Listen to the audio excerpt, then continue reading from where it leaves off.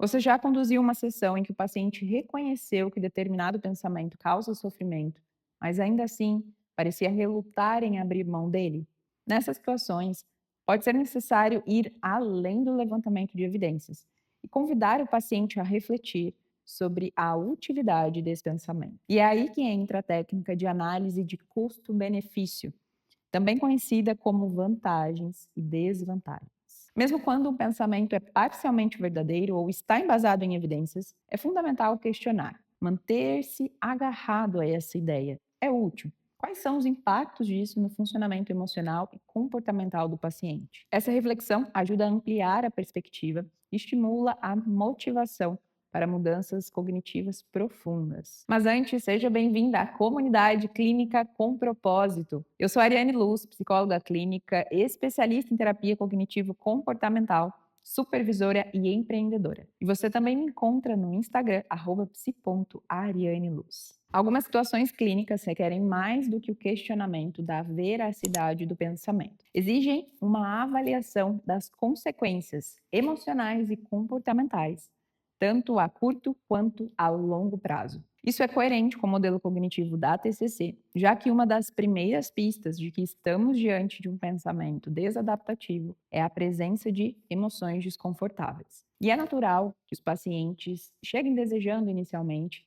uma mudança emocional, sem ainda saberem que para isso é necessário revisar os pensamentos que sustentam aquele estado afetivo. A psicoeducação cumpre um papel essencial nesse processo. O paciente precisa compreender que pensamentos automáticos disfuncionais continuarão surgindo. O objetivo da TCC não é eliminá-los, mas sim aprendermos a identificá-los e avaliarmos criticamente o grau de crédito que lhes é atribuído. Ao fazer isso, o paciente deixa de tratá-los como verdades absolutas e passa a ter mais autonomia emocional. Nessa psicoeducação, costumo dizer aos meus pacientes que a nossa intenção é reduzir o volume desses pensamentos, para que nós possamos ouvir além do que está na nossa mente. Essa técnica também ajuda nos casos em que o paciente apresenta comportamentos como procrastinação ou evitação. Um bom exemplo clínico é o paciente com fobia social, que recebe um convite para participar de um evento profissional. Apesar de reconhecer que o convite pode ser uma boa oportunidade, ele acredita que será julgado negativamente pelas pessoas. Sabemos que o julgamento dos outros não está no nosso controle, mas podemos, em conjunto, levantar evidências. Quantas vezes esse paciente foi julgado positivamente ao longo da vida? Quantas vezes ele tolerou julgamentos negativos? E mesmo diante da impossibilidade de controlar a avaliação dos outros, o paciente precisará considerar a exposição como um movimento importante ou até mesmo necessário. É nesse momento que o terapeuta pode aplicar a análise de custo-benefício. A primeira etapa consiste em validar a emoção do paciente. Faz sentido que você se preocupe com o julgamento das pessoas, afinal somos seres sociais. E essa preocupação tem uma função evolutiva. Ela ajuda a moderar o nosso comportamento, a evitar impulsividade ou inadequações. Em seguida, passamos a explorar o polo dos custos ou desvantagens. Quando você se apega a essa possibilidade de ser julgado negativamente, o que acontece? Que oportunidades você deixa de viver? Que metas ficam pelo caminho? Esse raciocínio ajuda o paciente a entender que, embora o pensamento possa parecer protetivo no curto prazo, ele pode gerar prejuízos importantes no longo prazo, como a perda de oportunidades profissionais ou o afastamento de reforçadores sociais relevantes. Ao analisar os custos e benefícios de um pensamento ou comportamento, colaboramos para que o paciente avalie se aquela forma de funcionar está de fato alinhada aos seus valores e metas de longo prazo. E é importante dizer, não se trata de convencê-lo a mudar de ideia, mas de conduzir um processo reflexivo. Ele pode, inclusive, concluir que deseja manter determinado pensamento ou crença, e tudo bem. O ponto central é que essa escolha seja consciente, considerando tanto os ganhos quanto os custos envolvidos. Um outro exemplo: um paciente apresenta a crença intermediária. Preciso sempre corresponder às expectativas dos outros. Após aplicar a técnica, ele identifica vantagens como me sentir útil, respeitado, aceito socialmente, e desvantagens como ansiedade, estresse, autocrítica constante. Ele então atribui 60% às vantagens e 40% às desvantagens. Nessa avaliação subjetiva, ele entende que a crença ainda lhe parece funcional. Nesse caso, a partir da confrontação empática, o terapeuta pode ajudá-lo a refletir.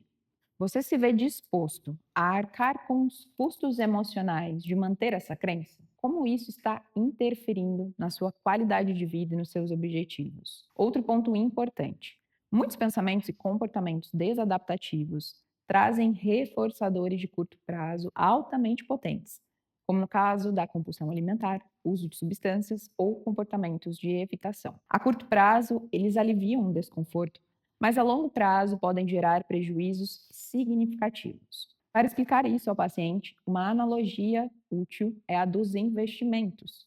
Os custos da mudança são como o valor que você aplica agora.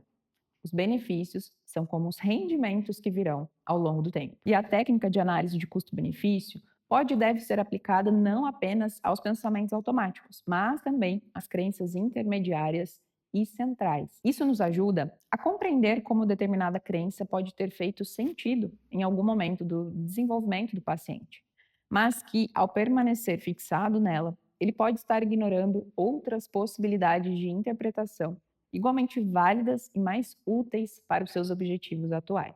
Para aplicar a técnica de forma eficaz, varie as perguntas no diálogo socrático, pois isso evita que a intervenção soe mecânica e facilita a adaptação à linguagem e ao estilo do paciente. Algumas variações possíveis incluem o que você ganha e o que você perde mantendo essa forma de pensar. Esse pensamento te aproxima ou te afasta do que é importante para você? Se você continuar agindo assim, o que pode acontecer no curto e no longo prazo? Na legenda deste vídeo você encontra um material de apoio com sugestões de perguntas e um formulário que pode ser utilizado em sessão. A análise de custo-benefício é uma técnica simples, mas profunda, e quando aplicada com empatia, curiosidade e rigor técnico, ela contribui para o desenvolvimento do insight, para a flexibilização cognitiva e para a autonomia do paciente. Também fortalece o vínculo terapêutico, pois convida o paciente a participar ativamente da sua mudança.